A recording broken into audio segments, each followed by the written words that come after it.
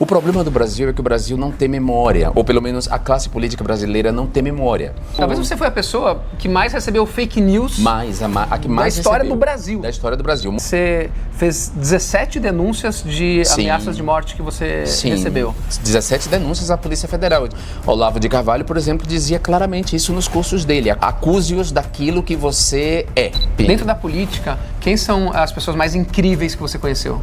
Lia lá meus colegas falando mal do Big Brother Brasil. Quem você acha que tem potencial para ser a sucessora ou sucessor do Lula? Se você pudesse calar alguém, quem você calaria? Estou aqui com para mim, um dos congressistas mais importantes do Brasil deste século. Há pouco mais de 10 anos, ele começou a alertar várias coisas. E muita gente do Brasil ia contra. E hoje, o mundo viu que ele está certo. Com várias coisas que ele previu. Com o meu querido Jean Willis. Muito obrigado aqui com a gente. Que alegria estar aqui com você, Jean. Vamos começar isso aqui. Obrigado, João. A gente está num momento Sim. em que Bolsonaro foi preso. Sim. É uma prisão domiciliar nesse momento que a gente está aqui. Mas há 9 anos atrás, quando ele homenageou talvez o maior torturador da história do Brasil, e você confrontou ele de frente. Sim. Olha a história que deu desde 2016 Sim. até hoje. Como você enxerga isso? Olha, eu já falei isso algumas vezes e repito, porque eu digo que eu tenho uma síndrome de Cassandra. Cassandra é aquela personagem da tragédia grega a quem os deuses deu a capacidade de prever o futuro, mas não convencer ninguém, ser tratada como louca. Então, por exemplo, ela previu a invasão pelo cavalo de Troia, né? E tentou alertar todo mundo e ninguém acreditou. Claro que Cassandra, eu tô pegando aqui a figura da mitologia e dizendo que eu tenho essa síndrome, mas não que eu tenho uma capacidade de prever o futuro. O que eu tenho é uma inteligência capaz de fazer uma leitura de conjuntura que me permitiu dizer antes de 2016, em 2013, que se a gente não entendesse o que estava acontecendo no país, essa movimentação da extrema-direita e uma movimentação internacional, a gente teria um presidente de extrema-direita. E já em 2013, a Maria Cristina Poli fez uma entrevista comigo e ela pergunta se eu pudesse calar alguém no Congresso Nacional, eu digo Jair Bolsonaro. Em 2013 eu disse isso. E nessa época ele era um deputado do baixo clero. Ele era do baixo clero, mas ele já representava a extrema-direita, ele já representava o que havia de residual, de resíduo político dos 24 anos de ditadura militar. Ele era o cara que vocalizava essa nostalgia da ditadura militar. Ele já dava entrevista dizendo que se ele pudesse ele daria um golpe de novo, ele já defendia os interesses das viúvas, dos torturadores. Ele já tinha colocado, por exemplo, no gabinete dele, quando foi descoberta a ossada de perus, de uma vala comum de pessoas mortas na ditadura, ele colocou que quem procurava osso era cachorro. Ele já tinha dito que teria fuzilado Fernando Henrique Cardoso. O problema do Brasil é que o Brasil não tem memória, ou pelo menos a classe política brasileira não tem memória. Então, quando eu entrei em 2011, Bolsonaro já tinha esse currículo. E quando ele começou a atuar na relação comigo, me parasitando a minha fama, o fato de eu ser conhecido de norte a sul do Brasil por causa da minha experiência com Big Brother, e eu vi como aquilo movimentava, como os programas de televisão, CQC, a Luciana Gimenez, davam espaço para ele, como as pessoas estavam explorando do ponto de vista do entretenimento algo tão grave, eu saquei que alguma coisa ia se passar, né? Juntando isso, mais o crescimento das igrejas neopentecostais, foi possível para mim fazer uma leitura imediata. Olha, o fascismo, a palavra é essa, e naquele momento, quando a gente usou essa palavra, muitos intelectuais que hoje falam abertamente do fascismo e de certa forma até hoje se apresentam como protagonistas dessa denúncia, quando não foram, quando a gente usou essa palavra, eu e Márcia Tiburi, nós fomos muito atacados, dizendo que nós estávamos banalizando o fascismo, a experiência histórica do fascismo, quando se tratava já de fascismo. Depois, vários intelectuais aí foram mudando, cristofascismo, foram criando nomes novos para algo que é fascismo. É fascismo, que já tem nome. E que foi diagnosticado e que foi apontado, né? Então, aí, em 2013, 2016, veio aquela famigerada noite a Lava Jato. A Lava Jato era um movimento de extrema-direita no judiciário, era evidente isso, o discurso da Lava Jato, anticorrupção, era um discurso típico da extrema-direita. A extrema-direita sempre manipula essa agenda da corrupção. Porque ninguém gosta de corrupção. Ninguém gosta de corrupção, só que a extrema-direita é corrupta e ela consegue... Exato, só que ela pega essa narrativa para falar... do outro, para acusar o outro. Aliás, um dos próceres da extrema-direita no Brasil, um dos pensadores da extrema-direita no Brasil, como todo pensador de extrema-direita é um mistificador, Olavo de Carvalho, por exemplo, dizia claramente isso nos cursos dele: acuse-os daquilo que você é. Entendeu? Então, é acusar a corrupção, acusar de pedofilia, tudo que eles são, eles acusavam os outros daquilo, isso como um método, né? Então, em 2016, com a Lava Jato ganhando amplo espaço na mídia hegemônica por causa do antipetismo, né, do ataque a Lula, o crescimento da bancada evangélica, a dedicatória de Bolsonaro do voto dele é um torturador, né? Isso é a coisa mais... Como o Brasil não parou aquele cara naquele dia? Pois é, não parou por isso, porque nós somos um país desmemoriado, nós somos um país ainda oligárquico, nós somos um país que não quer partilhar minimamente o poder com as classes populares, não sei nem se essa palavra cabe, mas com os trabalhadores de uma maneira e trabalhadoras de uma maneira em geral, uma elite, uma classe dominante que tem nuances. Essa classe dominante, ela não é... Também a classe dominante não é um monolito, né? Tem nuances ali, tem disputa. Mas a maior parte da classe dominante brasileira, ela é escravocrata, ela tem uma mentalidade escravocrata, ela acha que manda no país mesmo, ela tem um ressentimento de classe muito grande. Então, por exemplo, as organizações Globo, os Marinhos deram espaço para o golpe contra Dilma. Na verdade, eles foram um dos protagonistas, Quando eles exatamente. colocavam no Jornal Nacional aquele cano com dinheiro caindo. Exato. E era isso, associar, porque Dilma estava sendo tirada por algo que nem existia, um crime que não existia, que eram as pedaladas fiscais, que todos os presidentes praticaram, isso não era crime. E logo depois que o Temer entrou, ele foi lá e cancelou isso daqui para que ele não caísse por isso também. Exato. Porque não é o motivo, não foi crime. Não era motivo. Foi golpe. Golpe, exatamente. A história não existe outra história que não golpe. É golpe, mas precisava se mover o imaginário popular, né, contra Dilma. O golpe não prosperaria se o imaginário não fosse mobilizado. Então, a imprensa, de maneira deliberada, confundiu a investigação da Lava Jato com o processo de impeachment da Dilma. Então, parecia que as investigações da Lava Jato diziam respeito a Dilma e ao governo dela, né? E aí, naquela noite, enfim, quando ele dedicou Volta ao Torturador, ficou mais que evidente para mim que sim, a extrema-direita tinha toda a chance de vencer as eleições e que ele seria o presidente. Ali ele já era claramente para mim o grande condutor mesmo, no sentido até elétrico, físico, né? O condutor de todos os ressentimentos que atravessam a direita e a classe média brasileira. E os pobres de direita também. Então, era claro para mim isso. Não é, portanto, uma capacidade de prever o futuro, é uma capacidade de enxergar leitura, o presente. de enxergar o presente. Que os homens brancos da política, os esquerdomachos, os brancos ou quase brancos da política, mas quase todos héteros, que estão à frente dos partidos, que estão aí na máquina partidária, disputando esse aparato partidário, não tiveram a capacidade de leitura, e mesmo intelectuais de esquerda não fizeram um diagnóstico preciso, achavam que era meramente uma questão econômica, e não era uma questão só econômica, né? Não se tratava só de uma mutação do capitalismo, mas se tratava de questões que a extrema-direita soube manipular muito bem, como o avanço nos direitos civis.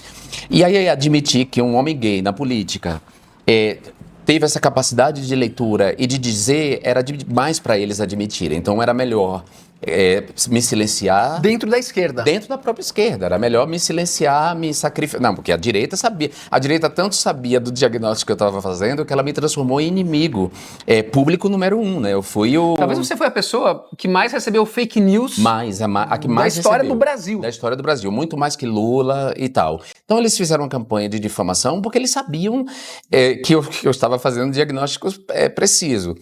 A esquerda não foi capaz de ver isso, e não só não foi capaz de ver isso, boa parte da esquerda não foi capaz de ver isso, porque Márcia Tiburi viu isso, ela escreveu um livro sobre isso, como conversar com um fascista. E outros de nós também, né, Manuela Dávila conseguiu ver isso muito claramente na campanha de 2018, porque ela virou o alvo principal, né? Sim. Não era o Haddad que era o alvo, era ela, né?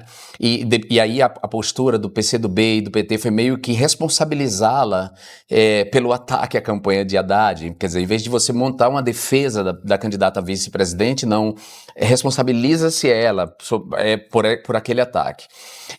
Então, a direita entendeu e a direita me dava a devida importância, né, do ponto de só que negativamente, ela me dava a devida importância me difamando.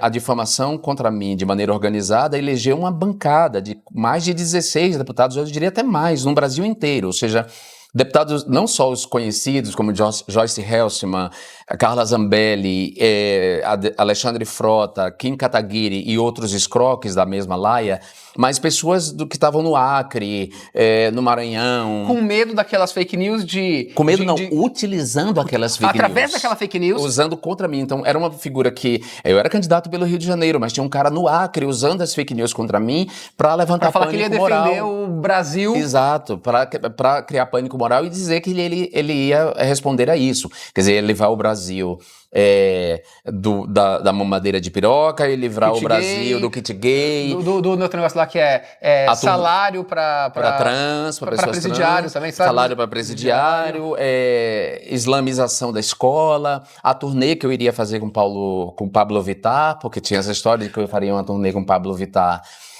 pelas escolas, ou seja, havia em todo o Brasil, em todos os estados, um desses escroques de direita do PL, ou na época eram dois partidos, o PL e o União Brasil. Acho que a União Brasil nem existia. Eles eram, acho que do PSC, não era?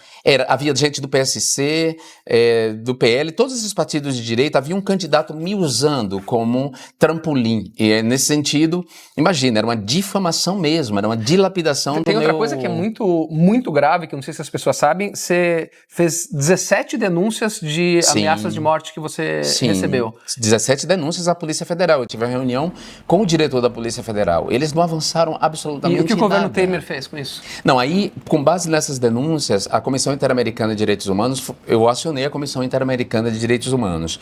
E os comissionados vieram aqui, checaram todas as provas, ouviram as autoridades e recomendaram uma medida cautelar ao governo Temer. O governo Temer teria que me conceder uma medida cautelar de proteção. Pô, você era um deputado sendo ameaçado. Sim, principalmente em 2018, com a quantidade de violência que ocorreu em 2018. O assassinato, Marielle, né? O assassinato de Marielle Franco, o ataque à caravana do Lula, o ataque a tiros à caravana do Lula, o assassinato de Moura do Catendê, o assassinato de um filho por um pai em Goiânia, mata o filho por causa dessa divergência política.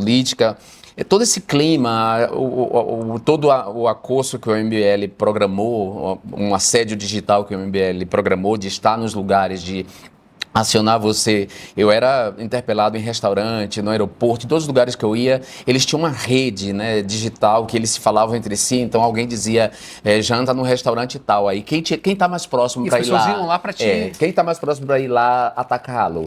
E aí era esse ataque, mais os ataques das redes. Então, claro que tinha que ter uma medida protetiva em relação a mim, porque a Câmara Legislativa ela me dava uma polícia legislativa, mas era preciso um esquema de segurança muito maior. Sim. O governo Temer negou, emitiu um parecer cínico, negando que o Brasil era homofóbico, que eu era vítima dessa homofobia.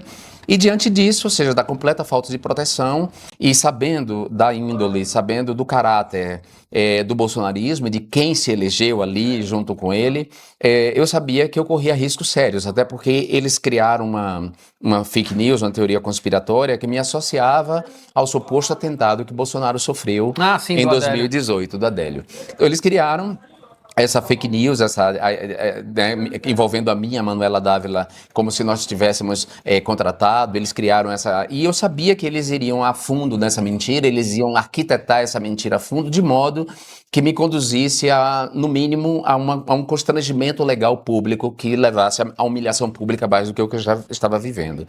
Então eu frustrei os planos deles ao acatar a indicação da Comissão Interamericana para deixar o Brasil. Pra se exilar. E aí foi difícil, porque eu fui... Você tinha acabado de ser eleito, Eu né? tinha acabado de ser eleito, eu não tinha... Pela terceira vez. A terceira vez, mas é importante que se diga, que as pessoas entendam isso, né? Quando eu abri mão do mandato, eu perdi, eu não pedi uma licença do mandato. Como eu não fez nos Estados Unidos agora. eu não fiz o que Eduardo Bolsonaro fez ou o que a Carla Zambelli fizeram, que seguem com o mandato. Eu abri mão do mandato. Né? E ao abrir mão do mandato, eu abri mão de salário, de tudo, e eu fui pro exílio sem nada, a princípio. Depois o Pedro Abramovay conseguiu uma bolsa para mim na divisão Europa da Open Society Foundation, que foi o que me garantiu a minha sobrevivência nesses 4 anos e meio de exílio. E fui professor convidado da Universidade de Harvard pelo professor Sidney Chalhoub. Então foi o que me manteve lá. E aí, é claro, era um dinheiro que eu tinha que contar muito bem, porque eu não sabia quando ia terminar o exílio. Era uma bolsa. Depois veio a pandemia. E aí veio a pandemia, exatamente. Enfim, eu sou arrimo de família. Eu ajudava e ajudo minha família aqui no Brasil, então foi um momento muito difícil, assim, e eu saí cheio de traumas que eu não tinha elaborado. Na sequência veio a pandemia, eu tive uma crise profunda de depressão ansiosa, de fantasia de aniquilação, de que eu morreria no exílio, de que eu não veria minha mãe de novo, e isso me trouxe danos terríveis, assim, mas o exílio também me obrigou, esse sofrimento todo, a me refazer, né, a me reerguer como pessoa, como sujeito. E foi aí no exílio que nasce a minha dedicação de maneira mais sistemática a uma outra coisa que eu faço desde menino, que é desenhar e pintar. Então eu comecei a fazer isso meio como uma terapia para escapar da loucura, mas foi dando certo. Fiquei sabendo que você teve exposição em lugares bem relevantes no mundo. Sim. Eu primeiro fui convidado para uma coletiva em 2019 em Nova York, uma coletiva de artistas que estavam fazendo referência à ascensão da extrema-direita no mundo, porque não era só no Brasil, era Estados Unidos, né, Hungria, né, Polônia, Espanha. E aí um trabalho meu foi selecionado. Depois eu fui convidado pela Fábrica de Arte Rockefeller, que é um equipamento de cultura, numa cidade chamada Granollers, na Grande Barcelona, para fazer uma oficina sobre um trabalho que eu faço, que é uma série do meu trabalho de artes visuais, sobre jornais, que eu uso o jornal como suporte. Então é um comentário sobre desinformação, opacidade dos meios, mutação dos meios, e, ao mesmo tempo, você colocar a beleza no mundo. Aí eu fiz uma oficina com adolescentes da cidade inteira, reunindo adolescentes de escolas públicas e privadas, imigrantes ou não. E lá você se sentia muito mais livre, porque você não tinha essa pressão. Não, lá eu era livre, na verdade. Eu era livre, eu tava... Você podia expor a sua arte sem achar que tem alguém atrás de você querendo passar o pé. Na verdade, assim, esse convite da Granollers resultou numa exposição só dessa parte do meu trabalho. Legal. E depois eu fiz uma grande exposição no Palau de la Virreina, que aí sim é um dos mais prestigiados espaços da Europa para artistas visuais. Eu fiz ao lado de Pedro, um cineasta português. O cinema dele é incrível, é como fotografar a pele escura, né? Como fazer filmes em que a pele escura pode ser fotografada à noite. Nós dividimos a exposição, a minha se chamava Desexílios, e aí o curador foi Valentim Roma.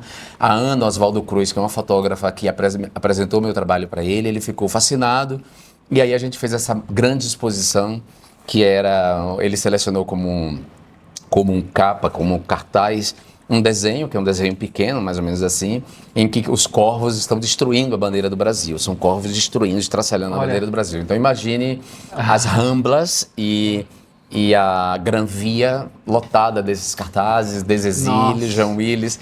Então esses bolsonaristas, quando viajavam, iam pra lá, eles iam lá para checar se era eu mesmo, porque, enfim, ninguém sabia até então, pouca gente sabia que eu desenhava, que era uma coisa que eu fazia só por diletantismo e no privado. Vamos voltar então, porque quem vê essa história incrível, assim, uma história de resiliência absurda, muita gente não sabe de onde você veio, de Lagoinhas, interior da Bahia. Interior da Bahia. Com 10 anos você já começou a trabalhar Com 10 anos eu com 10, meu irmão com 9, a gente foi vender nas ruas, né? Eu nasci e me criei numa miséria muito grande, né? Você passou fome? Muita fome, não tinha segurança alimentar. Eu fui para a escola muitas vezes com fome, muitas vezes com fome. Agradeço muito a generosidade de parentes e vizinhos que ajudavam a gente. Meu pai tinha um problema sério com o alcoolismo, né? Que é uma coisa que afeta muitos homens pretos ainda no Brasil. Ele era um homem preto, sou filho de um matrimônio interracial, nasci com uma pele clara, morava numa periferia muito pobre, a gente buscava água no chafariz, porque não tinha água encanada, a gente chama de água encanada. Sim. A gente buscava água no chafariz, a gente não tinha banheiro, né? Enfim, era uma fossa improvisada no fundo da casa, ou seja, uma miséria total. E aí a gente precisava trabalhar, que é um pouco o destino das crianças pobres nesse Brasil ainda, né? Lula fez muita coisa e vem fazendo muita coisa, fez nos 2 governos dele, vem fazendo nesse governo agora, a Dilma também fez, mas a verdade é que ainda nós temos uma desigualdade muito grande. Então ainda tem pessoas e crianças vivendo essa realidade de ter que trabalhar muito cedo, deixar a escola ou dividir o espaço da escola com o trabalho. Foi o que eu fiz, porque eu também nunca deixei de estudar. Minha mãe até queria que eu deixasse de estudar para trabalhar os 2 períodos, mas não era maldade dela, era necessidade. Mas pouca gente sabe, mas você é uma pessoa de habilidades especiais, o antigo superdotado. Pois é, eu não sabia. Isso era muito difícil, porque eu era essa criança extremamente inteligente, que aprendia a ler muito rápido, que lia muito cedo, que falava muito bem, que eu desenhava no chão. E uma coisa que os pobres fazem com crianças desse tipo é meio tratar como doida, né? Então, minha mãe dizia assim, quando eu estava dedicado demais a ler... Para de ler, filho! Exatamente, você vai ficar doido lendo. Como assim? Ficar lendo assim? E a gente, assim, a nossa sorte foi que a família de meu pai é uma família do candomblé, minha avó Rosa era mãe de santo. Então eu tenho essa criação e essa educação da religião de matriz africana, mas minha mãe era e é católica. Então, a Diocese de Alagoinhas, que tinha naquela época 2 paróquias só, a paróquia de São Francisco e a paróquia de Santo Antônio, ela era orientada por padres alemães ligados à teologia da libertação. Que é uma linha da Igreja Católica que não existe mais, quer dizer, se existe é residual, mas ela foi muito forte nos anos 70, no final dos anos 70 e princípio dos 80. A teologia da libertação se opôs muito à ditadura militar, fez o primeiro livro publicado de relatos de pessoas torturadas no Brasil, chama-se Brasil Nunca Mais, foi publicado pela editora Vozes. E eu li esse livro com 13 anos, imagine, com 13 anos eu li esse livro. E daí você começou a entender a diferença de classes? Totalmente. Não, isso eles já trabalhavam, a ideia de a consciência de classe, ou seja, o movimento pastoral, esse movimento que nasce da teologia da libertação, organiza os camponeses, daí nasce a pastoral da terra, o MST, exatamente. A pastoral do menor, que tratava da infância abandonada, a pastoral do negro, que surge em 1988, e aí eu completamente engajado nessa pastoral. Sabe o que eu estava pensando?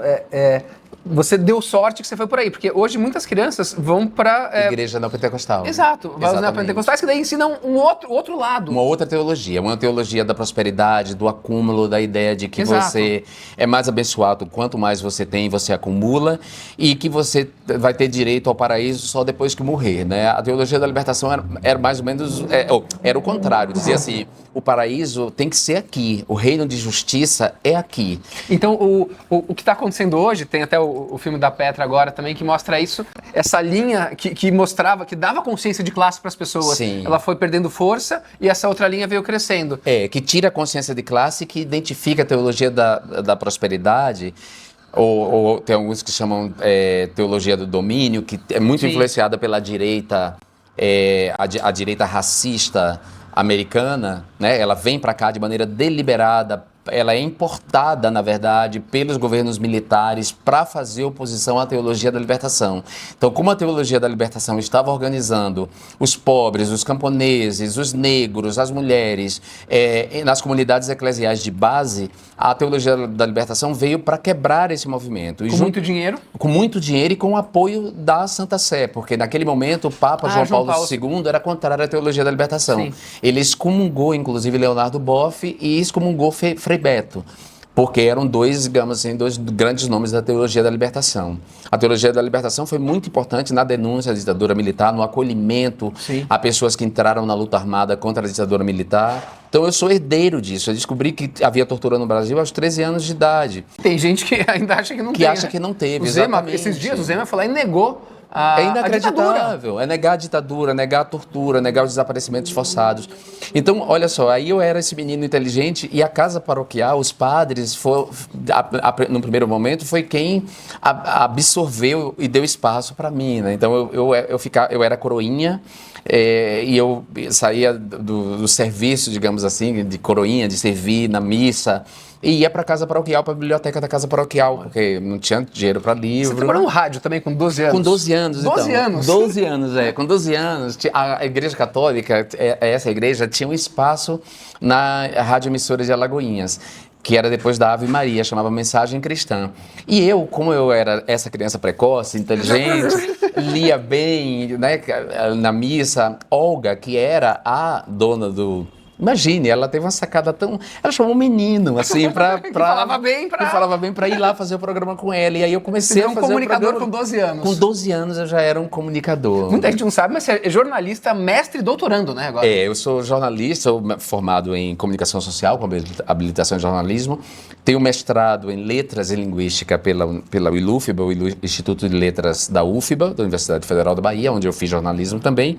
E agora já depositei minha tese de doutorado na UB, Universidade de Barcelona, em Direito e Ciência Política. E como foi você chegar um dia e caiu de paraquedas no Big Brother? Não foi de paraquedas, não foi de paraquedas, não. O Big Brother é uma coisa interessante, porque eu, tendo essa história, vindo da extrema pobreza, né, conhecendo, tendo consciência de classe, sabendo que eu vivo no mundo capitalista, o mundo capitalista ele também se estende ao mundo das artes, né, não só naquilo que Theodor Adorno vai definir como indústria cultural, mas também na própria hierarquização do consumo cultural.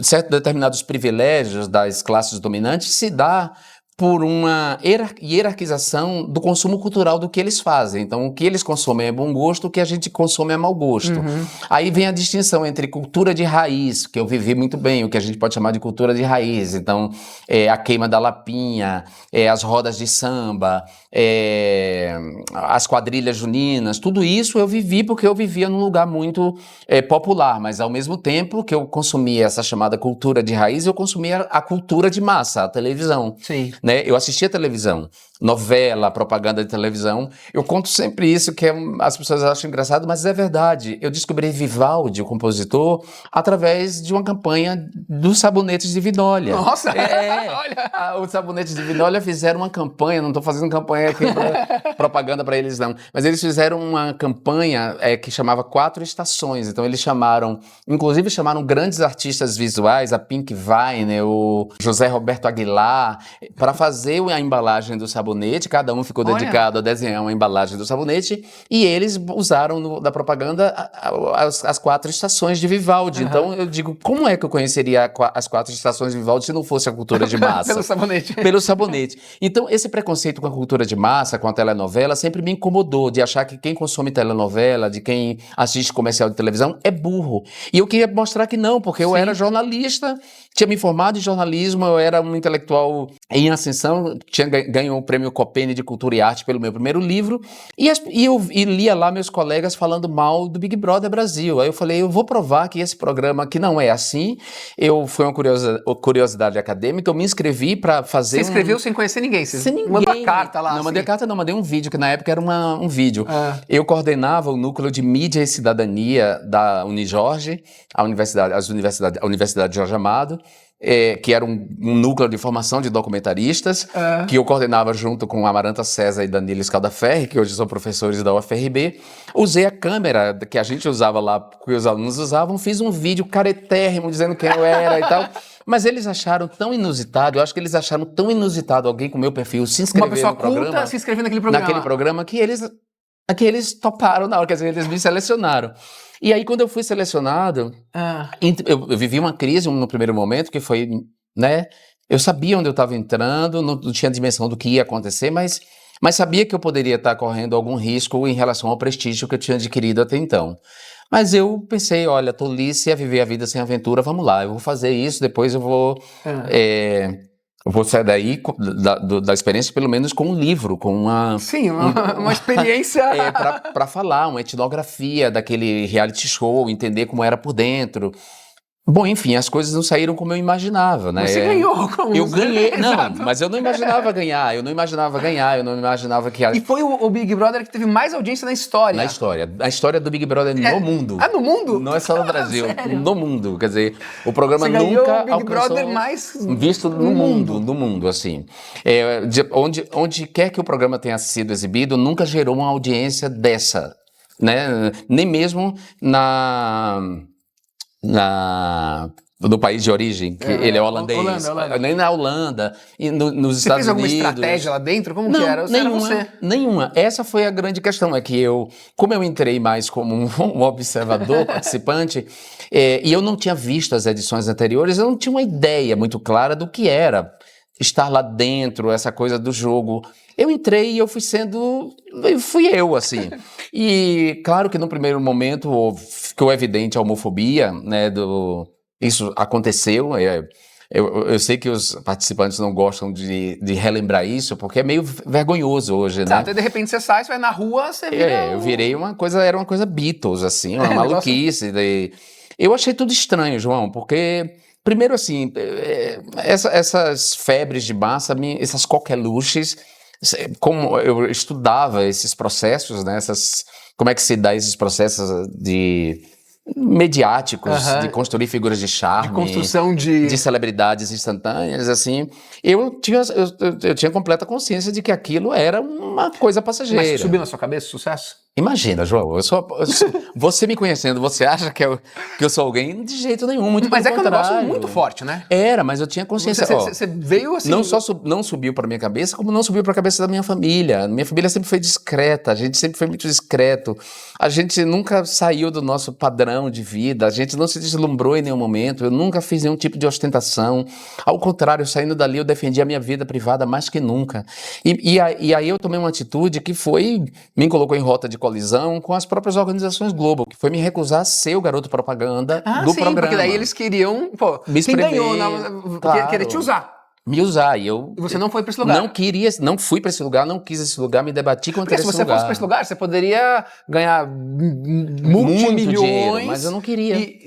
Você não perdeu a sua essência. Não queria. Eu decidi defender o meu nome. E o que fez você, alguns anos depois, entrar para a política?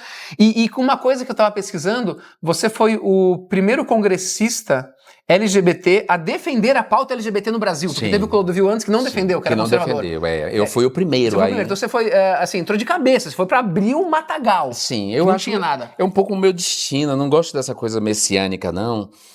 Mas, assim, olhando minha vida pelo espelho retrovisor, é um pouco a vida ter me colocado muito nessa função. de querer. O meu orixá é Oxóssi, né? Oxóssi é um Odé, um caçador. E ele tem uma seta, a seta vai antes, chega antes, vai no alvo antes de todo mundo. Então, e aí, desculpem meus amigos ateus, tá? Nessa hora meus amigos ateus devem estar arrancando os cabelos. Mas eu também sou pisciano com ascendência em aquário.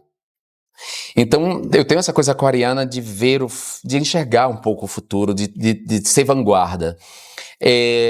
Quando eu decidi me afastar desse universo do entretenimento de maneira deliberada, eu recebi convites de pessoas diferentes para me candidatar. Aloysio Mercadante foi o primeiro.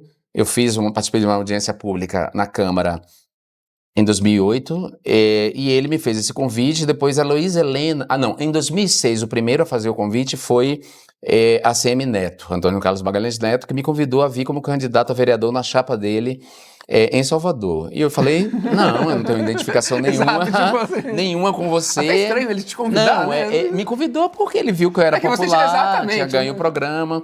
E em 2006 eu não queria imagina, não tinha interesse nenhum nesse momento. Mas depois veio a Luiz Mercadante e a Heloísa Helena me convidaram. E eu sou muito dos mistérios, sabe? Então eu pensei, eu preciso colocar minha vida num trilho de novo, porque eu saio desse universo mais intelectualizado, do pensamento, de alguém que ganhou um prêmio por um livro, um jornalista premiado, né, jornalista amigo da criança e da adolescência, ou seja, para virar uma figura do entretenimento através de um reality show, um lugar que eu não queria ficar. Então, qual eram as duas maneiras de juntar esses trilhos de novo, né? Era pegar esse ativismo que já estava na minha atuação como intelectual e a potência popularidade do outro lado. E a potência que veio da popularidade e juntar. Então, eu me candidatei em 2010, assim, numa campanha que as pessoas souberam que eu era candidato quando eu já estava eleito, em 2010. E aí... porque o PSOL não tinha orçamento. Não tinha orçamento, não tinha nada, e mesmo assim, o PSOL naquele momento tinha muitos preconceitos, né? Sim. O PSOL, muita gente dentro do PSOL agia como se eu tivesse nascido em 2005, como se eu não tivesse vida anterior a 2005. Então, muita gente que depois, claro, não vai admitir, mas teve muito preconceito quando eu entrei no partido, né, sobretudo por essa relação com a Rede Globo, com o fato de eu ter trabalhado na Ana Maria Braga, de eu ter tido um programa na Rádio Globo. Aliás, esse programa na Rádio Globo é interessante porque é uma volta da banda de Mébius, sendo que com 12 anos eu estava no rádio, depois do Big Brother eu fui para o rádio de novo, trabalhar com a direção de Marlene Matos. Ela criou um programa chamado Amigas Invisíveis, que era um programa interessante, uma inversão do princípio das Panteras, do Charles Angel, né? E era uma revista no rádio que era muito bacana, era de 1 às 3 da tarde. Então, por essa relação com as organizações Globo, tinha muito preconceito no PSOL. Então, eu conquistei um espaço no partido. Primeiro, assim, que quando eu me elegi, eu decidi que eu não ia disputar as estruturas internas do partido. Não me interessava. Você nunca foi, não me interessa, nada. Pra você ter uma ideia, eu nunca fui a um congresso do PSOL. Eu não ia, eu tinha maior preguiça das correntes. Eu sei que é uma dinâmica interna. É muita politicagem, assim. Não, é essa dinâmica interna dos partidos de esquerda, das tendências, correntes que se apresentam como ideológicas e que são, em certa parte, mas também são uma disputa pelo aparato do partido, né? Sim. Pelo controle do aparato do partido, pelo dinheiro. Isso não me interessava, então eu cagava e andava. Eu decidi falar para fora, para falar para um outro eleitorado. E eu estava certo, porque em 2014, quando eu me reelegi com 11 vezes os votos que eu tive em 2010. Mas você teve um papel importante lá, não só no combate ao fascismo, mas nos direitos. Não, claro, eu fui igualitário. Não, eu fiz 2 mandatos exemplares que o Brasil ainda vai compreender no futuro. Foram 2 mandatos de vanguarda. Teve a questão das emendas também, como você fazia com as emendas parlamentares? A governança, por exemplo, das emendas. Eu criei um conselho social do mandato, né? Esse conselho, ele era diverso, tinha pessoas de classes diferentes, de gêneros diferentes, de orientação sexual diferente, de cor de pele diferente. Quanto mais diverso ele fosse, melhor. Esse conselho era o conselho que discutia, se encontrava comigo, a gente discutia não só, esse conselho trazia sugestões legislativas, ideias de projetos de leis, que poderiam ser execuíveis e poderiam não ser, como o conselho discutia comigo o destino das emendas. Então, quando chegava a hora de as emendas impositivas, por exemplo, era esse conselho que definia comigo, representando a demanda da sociedade. Então, isso permitiu, por exemplo, que eu colocasse recursos na UFRB, a Universidade Federal do Recôncavo, e no Hospital do Câncer de Barretos. 2 lugares em que eu não tinha voto. Isso que eu ia falar, não é lugar do seu... Não era do meu eleitorado. Você era um deputado do Brasil. Foi votado no Rio de Janeiro, obviamente, mas um mandato na prática bem eu do era. Brasil. A figura do deputado nacional se extingue na Constituição de 1946. Essa figura desaparece, nasce o deputado federal, que é eleito por uma unidade da federação, mas na prática eu era o único deputado nacional. Então, nacionalmente, o país me conhecia, nacionalmente, o país me demandava. Pessoas que estavam no Rio Grande do Sul se viam representadas por mim e demandavam. Mas, por outro lado, aí que a gente vê a estratégia da extrema-direita de escolher você como alvo. Claro, foi por isso porque também. Porque isso aqui você não era alguém que representava um bairro, uma região, um estado. Não, era isso. Você era uma figura emblemática. Mas olha que curioso que a esquerda não tenha visto isso como um valor, né? É curioso que os partidos, não só o meu partido, como o próprio PT, não viram isso como um valor. Eu não virei uma joia a ser preservada. Exato, para fortalecer. Enquanto a direita viu isso claramente, ou seja, eu era uma figura que tinha incidência nacional, ao mesmo tempo eu era parlamentar do Mercosul, eu era membro do Parlasul, eu era membro da EPI, que é um órgão da ONU que reúne os congressistas no mundo inteiro, então eu tinha uma projeção internacional Ou seja, todo esse prestígio a direita entendeu como algo a ser dilapidado, né? A ser dilapidado de maneira sistemática, com uma comunicação política pensada, que é essa que depois o Gabinete do Ódio deixou claro como os seus métodos e que atacou outras pessoas. Mas antes de atacar outras pessoas, o rato de laboratório fui eu, né? Eu, a Maria do Rosário um pouco, depois a Manuela Dávila em 2018 e a Márcia Tiburi. A Márcia também, que não estava lá dentro, mas também como Sim, a Débora intelectual. Diniz também foi atacada nessa onda por causa da defesa do direito ao aborto, enfim. Dentro da política, quem são as pessoas mais incríveis que você conheceu? Eu acho que de todas, a Erundina é uma pessoa incrível que eu amo, a Manuela Dávila, que virou minha amiga, as duas viraram minhas amigas, sendo que Manuela eu tenho, digamos, uma relação mais próxima, mais amorosa, né? É tão louco a nossa relação amorosa que o hacker que desmascarou a Lava Jato, Manu pode contar isso depois com calma, ele achou estranho as trocas de mensagens, ele achava que eu era um amante dela. Ele achava que eu era um amante disfarçado, que ela botava o nome João Willis, mas que eu era um amante, porque eu era muito amoroso na relação com ela. A Márcia, que foi candidata, mas eu conheci antes de ser candidata, conheci como intelectual. Eu gosto muito do Glauber, gosto do Chico Alencar. Que mais que eu poderia dizer? A Áurea Carolina é uma figura interessante, a Talíria, né? E em 2013 você falou que se você pudesse... A Sâmia, que eu acho Sâmia maravilhosa. Eu acho o casal também, né? A Fernanda Melchiona. Veja só, a Sâmia e a Fernanda Melchiona pertencem a uma corrente do PSOL com a qual eu nunca tive identificação, por exemplo. Mas eu sempre soube separar uma coisa da outra. Uma questão é a tendência, essa corrente. Outra coisa é a do PSOL. integridade da pessoa. Outra coisa são elas duas, que são incríveis, são maravilhosas, entendeu? Assim, então, pra você ter uma ideia, eu não me interessava realmente por essa divisão interna, como eu não me interesso hoje pela divisão interna do PT, não me interessa. Eu tô filiado ao PT.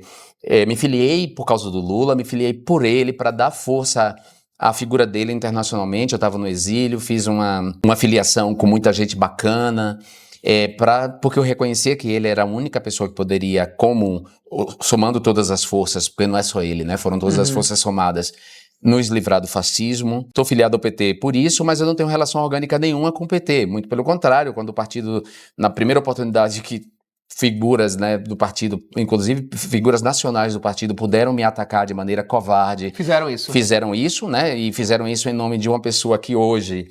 Que dia é hoje mesmo? Hoje é dia 5 de agosto. Hoje, dia 5 de agosto, né? Em nome de uma figura que hoje, dia 5 de agosto, fez um tweet deplorável defendendo Bolsonaro. Essa figura é Eduardo Leite. Eduardo Leite, eu vi. Eduardo Leite. Ou seja, eu fui defenestrado em nome... Ele teve a coragem de te acusar de homofobia. Ele teve essa coragem. Alguém que é defenestrado pela comunidade LGBT por ser um... Exato. É cinismo demais. Ele é muito cínico. Mas é isso que o Olavo de Carvalho falava lá atrás. Ataca o que você é. Exatamente. Então, ele é aquilo... Ele é homofóbico, no fundo, e me acusa de homofobia. E é naquele momento ali que ele faz isso, usando inclusive a estrutura do Estado, ou seja, abusando do poder, praticando claramente uma lawfare contra mim, uma litigância de má-fé, ou seja, está tudo errado. Ele é litigância de má-fé porque eu não pratiquei homofobia contra ele, não é verdade. Eu fiz uma crítica pública a ele está se valendo de uma agenda da qual ele nunca participou, e naquele momento que eu deveria ser defendido pelos meus pares, eu não fui defendido, muito pelo contrário, eu fui atacado e exposto pelos meus pares, e hoje essas figuras aí que defenderam ele, tem que engolir goela abaixo ele defendendo o Bolsonaro. Exato, ele defendendo Bolsonaro, olha o nível. Então veja, o tempo sempre está do meu lado. Saca a síndrome de Cassandra? Exato. Você, em 2013, você falou, se você pudesse calar alguém, você calaria Bolsonaro. E agora em 2025, se você pudesse calar alguém, quem você calaria? Ai, meu Deus do céu, eu acho que eu calaria o Tarcísio Freitas. Tarcísio Freitas. Calaria ele, porque o Tarcísio Freitas é a continuação de todo esse horror, entendeu? Agora, lá na Câmara dos Deputados, se eu pudesse calar alguém, eu calaria a Beatriz Kisses. Essa pessoa é deletéria. Essa pessoa é uma das pessoas mais perniciosas da extrema-direita, porque ela não é movida por ideologia, ela não acredita naquilo, é mero oportunismo. Ela é uma oportunista, é alguém que já foi da estrutura do judiciário, acho que ela foi procuradora ou procuradora ou promotora, acho que ela era promotora de justiça, então é alguém que sabe quando está cometendo uma injúria, uma calúnia, uma difamação. Ela mente de maneira deliberada, sabendo que ela está prejudicando o outro pela mentira. É uma das figuras mais deletérias que eu acho hoje. Então, se eu pudesse calar, eu calaria no Congresso essa pessoa e fora do Congresso, o Tarcísio Freitas. Quem você acha que tem potencial para ser a sucessora ou sucessor do Lula fora extrema-direita? Então tira a extrema-direita, que obviamente a gente não aceita, de nenhuma maneira. Quem que pode ser essa pessoa? Olha, tirando a extrema-direita, assim, eu acho que uma pessoa que é um plano B que a gente pode ter da manga, né? Claro que eu vou votar em Lula se ele for candidato, mas né? Em algum momento no futuro. Mas se Lula não puder ser candidato por algum motivo, porque afinal de contas a gente tem que reconhecer que Lula tem 80 anos, né? Que o cansaço vem, que o desgaste vem, ou seja, considerando, eu vou votar nele, claro, se ele for candidato. Mas uma pessoa que eu acho que é de centro-direita, que eu acho que merece ser ouvida e pensada como alternativa, é a Simone Tebet, por exemplo, né? Eu não acho que ela... Eu sei que ela é de centro-direita, ela pertence à classe dominante, mas Alckmin pertence à classe dominante, e é o vice do Lula. Outro dia a Simone deu uma declaração interessante, ela falou assim, se tributar mais os mais ricos e menos os mais pobres é ser de esquerda, eu sou de esquerda. Eu achei maravilhoso isso, porque... E ela não, nessa fala dela, ela não deixou de reconhecer que ela pertence ao andar de cima, o andar que tem que ser taxado. Então, eu acho que a Simone é uma figura interessante. Eu nunca estive com ela, nunca a gente nem se segue mutuamente, para você ter uma ideia. Mas é um feeling que eu tenho. Assim, eu acho que a Simone, uma chapa com a Simone e com alguém do PT, por exemplo, não a Simone como cabeça de chapa, o PT como um vice... É interessante, alguém como Haddad, por exemplo, né? Alguém como Haddad, pode ser Simone Haddad, pode ser Simone Alckmin, podemos pensar até em Simone e... como o nome dele é Eduardo Paes, tudo isso para a gente não entregar o país de novo à extrema-direita. Esse governo já é um governo de centro-direita. Sim, exato. Ele é um governo de centro-direita. Ficar fingindo que é um governo de esquerda é nos tratar como idiotas. Então, se já é um governo de centro-direita, qual o problema de seguir numa centro-direita com uma mulher como candidata? Não vejo problema nenhum. Você lá atrás, Aliás, eu vou ser linchado por causa disso de novo, mas paciência. É a verdade, gente. Paciência. Você... Lá atrás, você foi um precursor dos direitos LGBT, que ia mais. E aí você conseguiu abrir esse caminho que hoje a gente tem Érica, a gente tem Duda, a gente tem Amanda aqui em São Paulo. A Érica Malunguinho. E a gente tem várias, né? Olhando hoje Brasil, hoje mundo, hoje Congresso, onde que a gente tem que olhar para melhorar muito também? Olha, eu acho que a gente precisa conciliar duas agendas que não são irreconciliáveis, muito pelo contrário, elas são conciliáveis e eu mostrei que elas podem ser conciliadas nos meus 2 mandatos. Então, se alguém decidir hoje pegar lá o conjunto de proposições legislativas que eu fiz, os meus discursos e a distribuição das emendas, porque é nas emendas, na garantia do recurso que você materializa o direito humano, para os direitos humanos não se transformarem em mero discurso. Você tem que garantir os direitos humanos. Então, você tem que botar recursos em políticas de direitos humanos, inclusivas. Então, os meus 2 mandatos provaram que isso é possível. Então, o desafio hoje é a gente conciliar essa agenda de direito civil com a agenda da justiça social. Então, não é preciso uma coisa fazer uma coisa e deixar outra. É possível defender justiça social, trabalhador e trabalhadora, e contra a uberização do mundo, mas ao mesmo tempo pensar que dentre os vulneráveis, as pessoas trans pobres são mais vulneráveis, as pessoas pretas pobres são mais vulneráveis, os gays pobres são mais vulneráveis, ou seja, e claro, há uma vulnerabilidade que muitas vezes está só nessa posição de sujeito que a gente precisa levar em conta, né? Então, isso é muito fácil de fazer, basta que as pessoas tenham um repertório. E o que acontece é que tem um declínio do repertório, da leitura, do conhecimento, seja por parte do movimento identitário, que foi chamado de identitário, então é um movimento que está muitas vezes numa deriva narcisista mesmo, e aí por causa da ditadura algorítmica, a gente está vivendo esse momento de um capitalismo de plataforma que tem definido nossas condutas, tem definido o nosso padrão de consumo e tem definido as nossas ideias, na medida em que nos aprisiona em bolhas algorítmicas. E esse movimento tem se descolado de uma questão pragmática, né? Quer dizer, o mundo, a concentração da riqueza está cada vez maior na mão de pouca gente, de bilionários. A miséria tem crescido no mundo inteiro. O fosso entre pobres e ricos nunca foi tão grande. Se a gente E da forma que está, vai só aumentar. a tendência é aumentar e a tendência é todas as outras vulnerabilidades se agravarem diante da pobreza. E onde que entra a questão climática nisso tudo? Ela é crucial, ou seja, no momento em que há uma concentração da riqueza na mão de tão pouca gente e uma disputa de corporações por recursos fundamentais, como a água, que é um recurso fundamental à vida, a diversidade, a biodiversidade, se vê ameaçada por um capitalismo predatório, pela exploração de combustível fóssil, né, por uma série de questões que nos põem diante do apocalipse, quer dizer, você vê que a questão climática ela é central.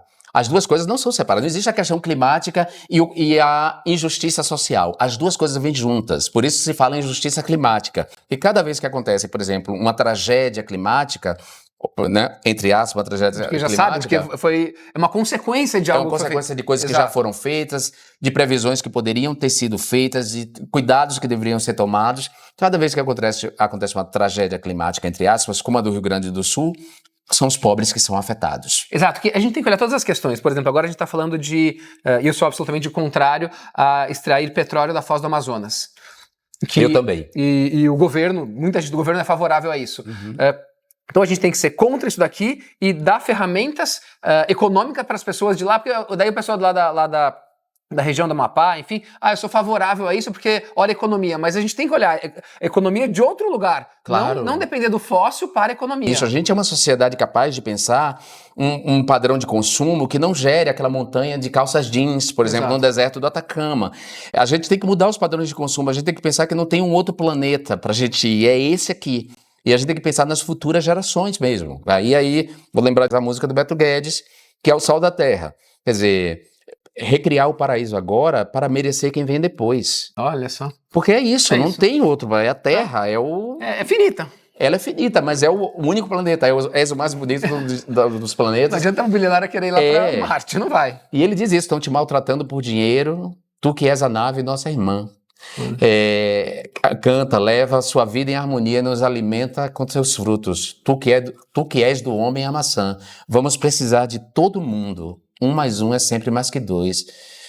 Para melhor juntar as nossas forças, é só repartir melhor o pão. Recriar o paraíso agora para merecer quem vem depois. Então não é para mim, nem é para você, é para quem vem depois. Nossa. Beto Guedes, Sal da Terra.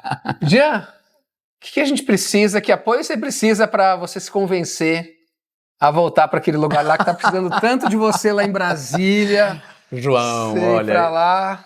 Cara, esse é um dilema, tem muita gente me pedindo para voltar, na Flip agora, muita gente na fila de autógrafos, né, falou, olha, bacana, eu adoro você como escritor, mas eu acho que você tem que voltar.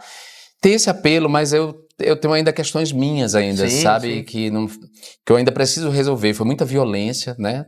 Eu não posso voltar sem um apoio, sem voltar com uma galera que me dê suporte, que impeça que eu viva de novo aquele horror que eu vivi sozinho, né? Então, se a gente conseguir juntar uma galera legal, eu posso pensar. Olha lá, Jean, deputado federal, 2026, o Congresso precisa, o Legislativo está num momento muito chave pra gente. A gente precisa de um legislativo do lado do povo. A gente tem que acabar com o Congresso inimigo do povo e aí tem que eleger gente bacana mesmo. Assim, não quero dizer que eu já aceitei nem vou voltar, não. Eu só estou dizendo que temos que eleger gente bacana. Jean, muito obrigado por esse papo. Foi ótimo. Maravilhoso. Eu gosto demais de você. Eu também. Obrigado. Obrigado, Valeu. gente.